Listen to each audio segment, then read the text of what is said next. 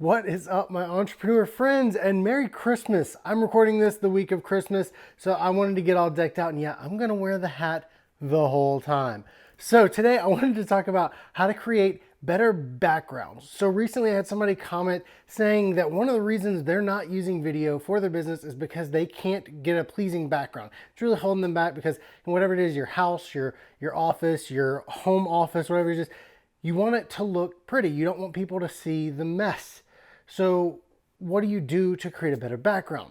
So I have a few quick tips here to help you create a more aesthetically pleasing background video, how you make that happen in camera to make your life look cooler. All right, so the first thing is blurring out your background.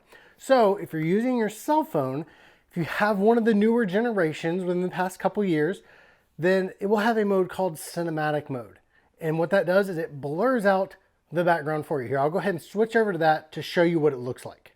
Boom. All right, there it is. So you can see the background went from everything being in focus, and you can see everything to being nice and bokeh out. And what that does is it draws your attention to the person talking and not to the background. All the other stuff's blurry, it's out of focus, out of sight, out of mind kind of mentality. So that's an easy way, if you're using your cell phone to record, to do that. I use my cell phone. I'm starting to use it more and more because of how fast and easy it makes the whole process.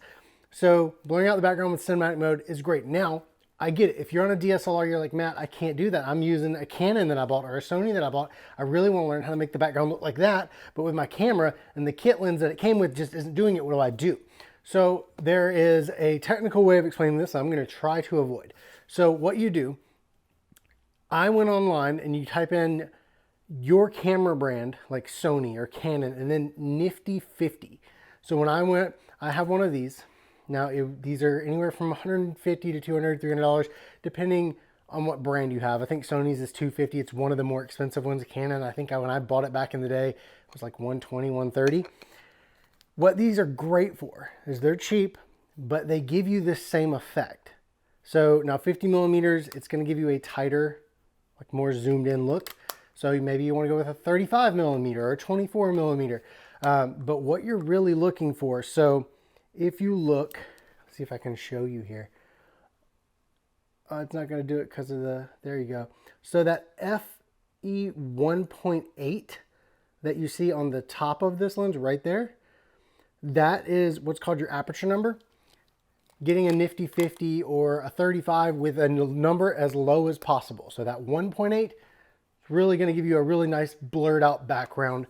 1.4, you're spending a good bit of money for that. 1.2, you're talking $2,000 for those lenses. So 1.8, great little lens for reasonable price to get that awesome blurred out background look. All right, so now the next thing we're gonna talk about is the distance between you and the background. As you notice, I'm not standing directly up against a wall. I've got multiple 6, 10, 12 feet behind me.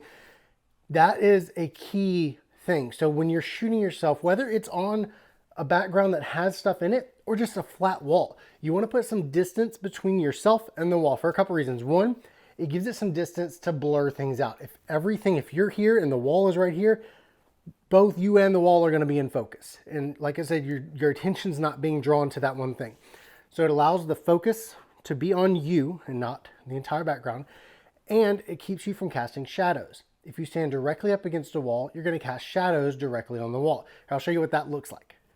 Okay, so now I'm right up against the wall with the camera right here. Now with the cinematic mode, it's actually doing pretty good at still blurring out this background.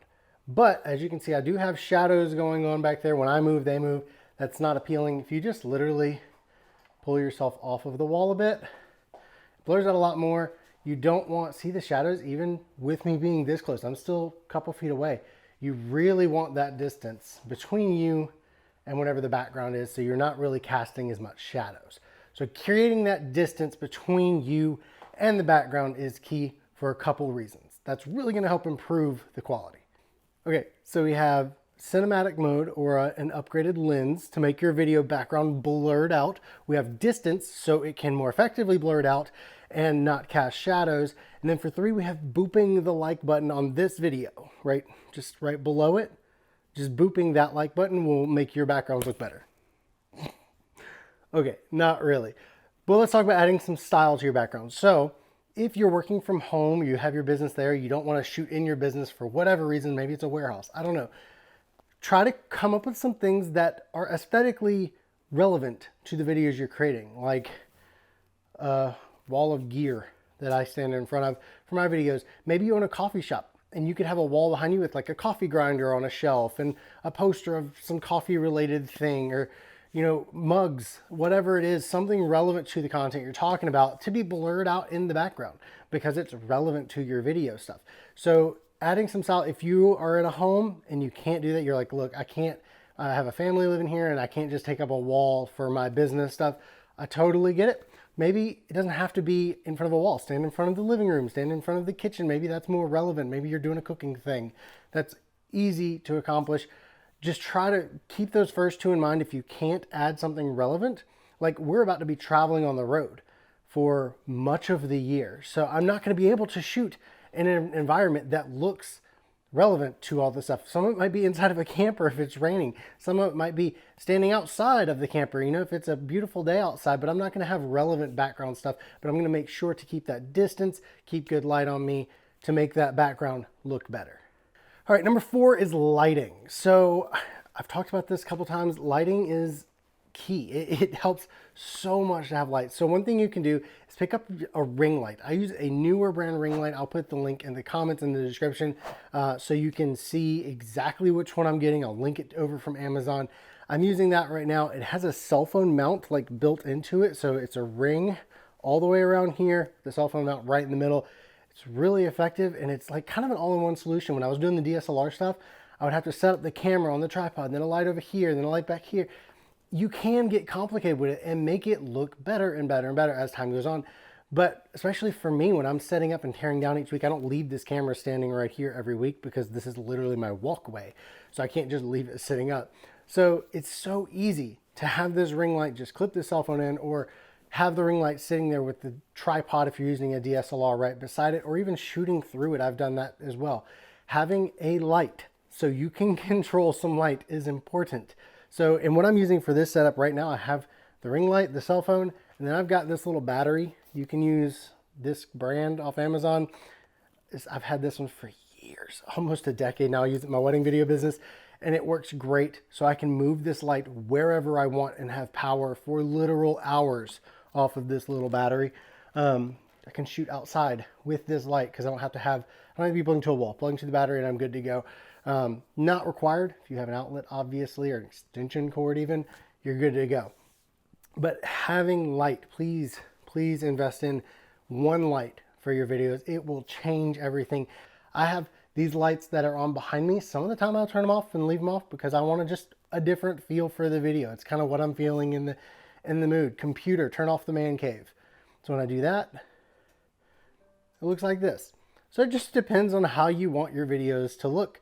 So have some lights, play around with some different things, maybe get some accent lights and put them behind you, maybe just like a cool looking lamp or something like that that can go on a shelf behind you, and just not really there to produce a large amount of light, but just something to look aesthetically appealing in your background, because that's what we're talking about, is how to make your background look good.